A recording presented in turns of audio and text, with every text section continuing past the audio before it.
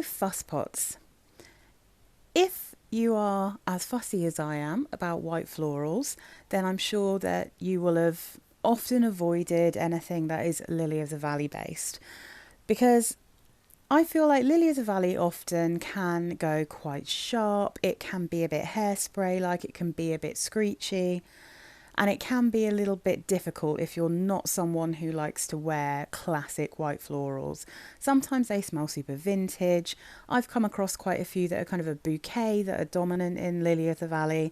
And I've tried a few Lily of the Valley perfumes that are supposed to be dominant in Lily of the Valley.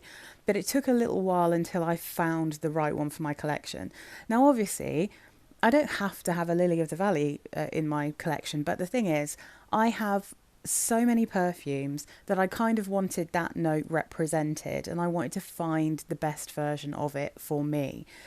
What I ended up with was Diorissimo, if you can see that, by Christian Dior.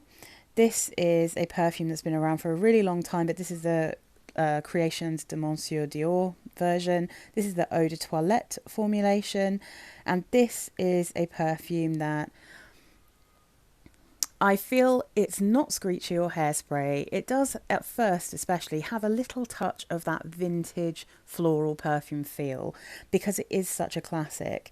But this is very much balanced out to me with a tiny hint of jasmine. And to be fair, that's another note I can often really struggle with. But also a very lovely, slightly creamy yellow floral coming through to balance it all out, which is ylang ylang. Now, I really, really like ylang ylang.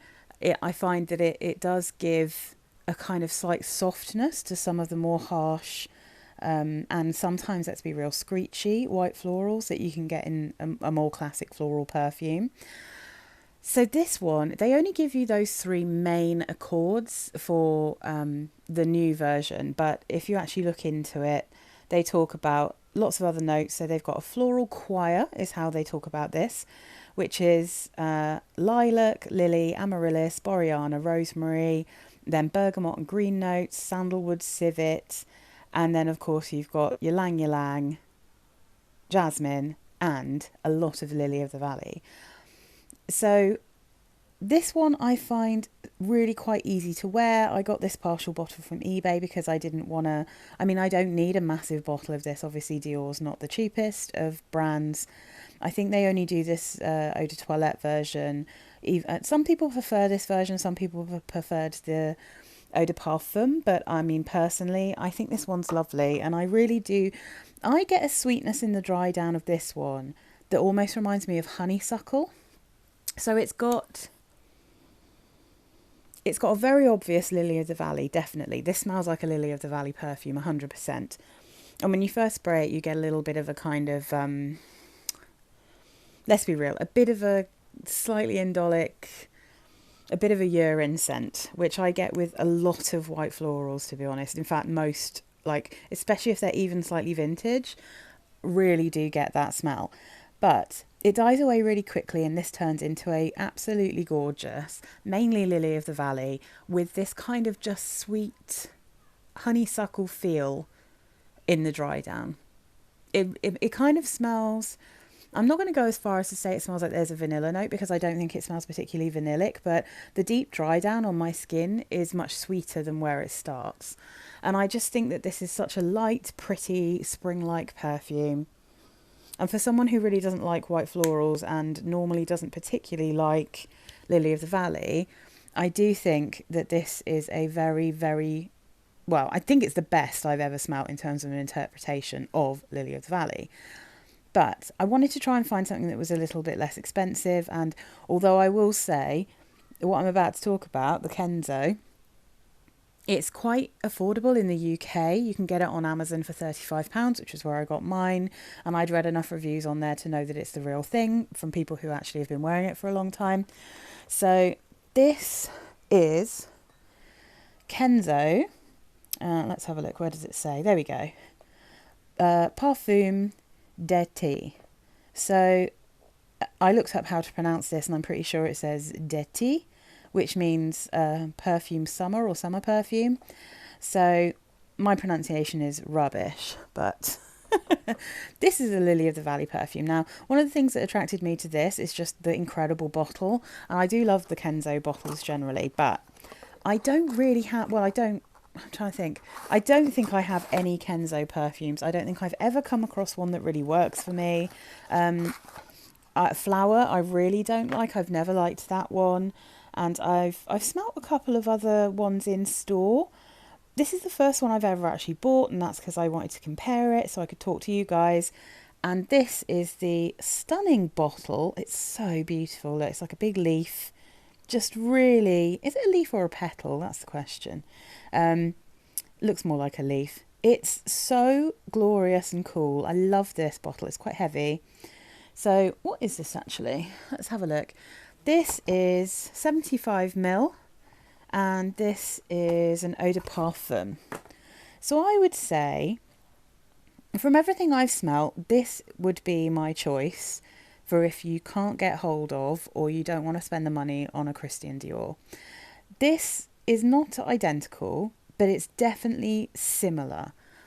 So this is a little bit tartar, is how I feel about this. And the supporting florals in D'Ete are slightly different. So the overall effect, especially in the dry down, is quite similar. I think they have an incredibly similar Lily of the Valley note going on here. And I don't want to sound mad when I say that, but obviously different houses have different ingredients. So not everyone's rose is going to smell the same, you know, and not everyone's Lily of the Valley is going to smell the same. But this does smell very similar to the Lily of the Valley that is in the Diorissimo. But the notes are top notes of Lily of the Valley and green notes, middle notes of hyacinth, jasmine and peony, and then the base notes are white musk and sandalwood. And I think it's the peony in here that is giving me a little bit more of a sharpness. I always find peony quite sharp. I often find jasmine a bit sharp. And obviously it's got a lot of green notes, but there's almost something a little bit almost citrusy in here in the top. I mean, maybe more of a almost like a citrus peel or like a tiny bit of zest of something a bit citrusy. This one I think is slightly drier than Diorissimo.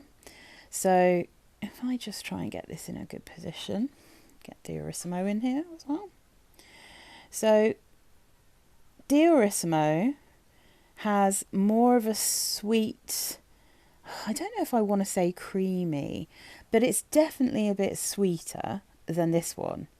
But I think they're very, very similar. I do get the hyacinth here. I can definitely smell the hyacinth. And I think that's a really pretty note. What I will say about this though, is I find this one more sort of indolic than this one. So Diorissimo, I get that kind of classic white floral pea smell when I first spray it and it dies down really quickly. This one stays on my skin smelling like that for longer. So I don't get it from the bottle, but once I've sprayed it out on my skin after a few minutes, it really has a slightly pissy smell about it. And then I reckon maybe 10 or 20 minutes later is when that one calms down. And then it turns into a really pretty spring summer Lily of the Valley with a touch of peony and hyacinth. So, I mean, I would say that like you can get a 75ml bottle in the UK from Amazon for £35. And then this one, I think at this point, I think you can only get them now. This is a 50ml bottle, but I think you can only get 100ml bottles of these Création de Monsieur nowadays. So you're looking at like 115, maybe £120 or something for this collection. So this is by far a better value perfume if you're looking for a kind of classic but not vintage smelling white floral Lily of the Valley. This, I think, and this has just enough of a slight modern twist, or like just a classic twist, but without smelling old-fashioned. Like, they don't really smell like grandma perfumes to me, you know, and sometimes I do find that white florals really go in that direction. I don't think either of them really smell like hairspray, but I do think that Parfum D'Ete, I think that this one is crisper. It's fresher and crisper. This one is sweeter and a bit creamier. And I really do think that's the ylang ylang. But essentially, in the deep dry down, they do smell very similar. This one just isn't quite as sweet. So I think that this one might be the first Lily of the Valley I've smelt that I think would be a good alternative to this. It depends how much you like this one. If you love this one, invest in it. You can often get it on eBay if you don't want to pay full price for it.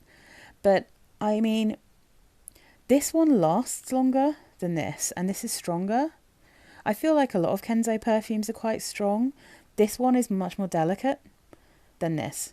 So, you know, it's really a toss-up.